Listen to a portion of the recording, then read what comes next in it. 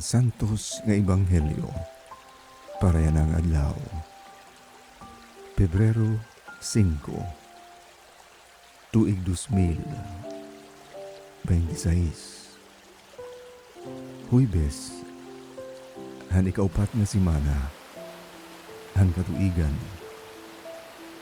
Pagdumdum kan Santa Agata, usang nga birhen ug martir, han simbahan.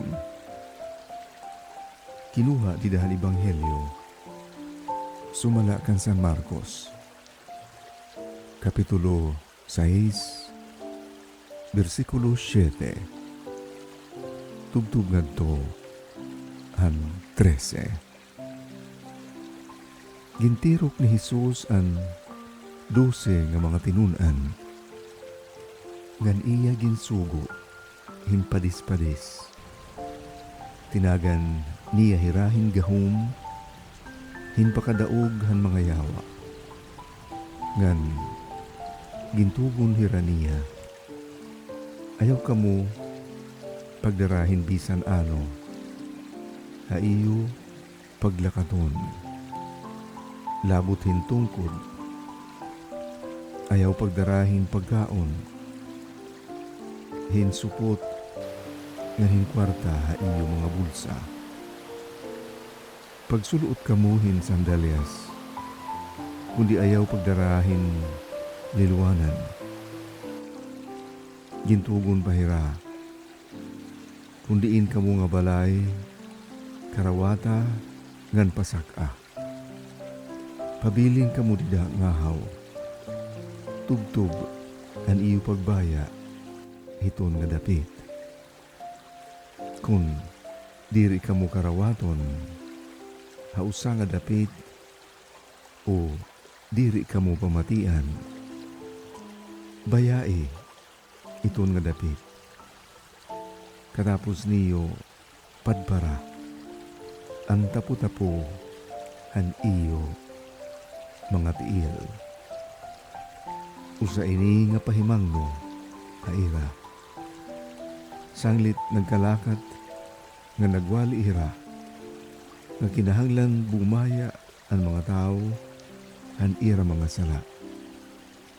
Nagpaiwas sira, hindamo nga mga yawa, nga nagdihog hira, hinlana, hadamo nga mga magsakit,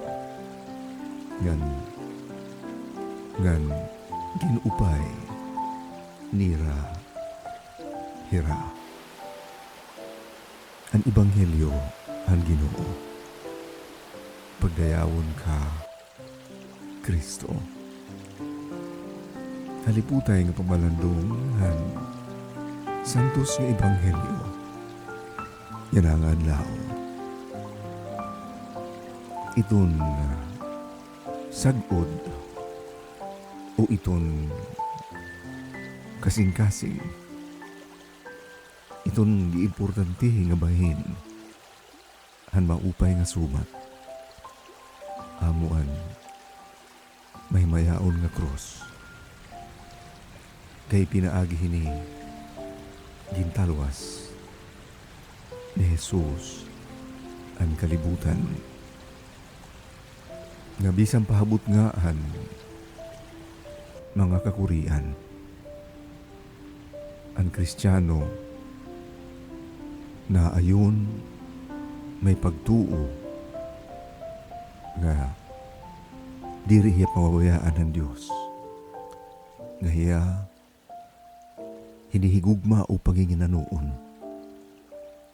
Nga nakatapos-tapusan kakarawaton niya ang katalwasan, ang kinabuhi nga waray pagkatapos. Asya ini nga tinatawag ang pasamwak ng usang Kristiyano nga maupay nga sumat. Ngan waray matanding hini, waray bisan ano nga kaupayan, han kalibutan nga mahitatanding hini, tungod kay amo gudla ini ang naghahatag han kalipay nga tinuod ug han kinabuhi nga dayon. Nga amo ang paghigugmahan Dios bisan pahabot nga ang mga kakurian ug ngani ang mga kaluyahan ang tao. Sanglit didahini nga ebanghelyo gintugo ni Hesus ani ang mga tinun-an nga iya ginpadara padis-padis basi magpasamwak han maupay nga sumat. Pulong niya ayaw kamo pagdarahin bisan ano. Labot lahing tungkod. Kaya pagkatinuod, supisyente na, igo na, an maupay nga sumat.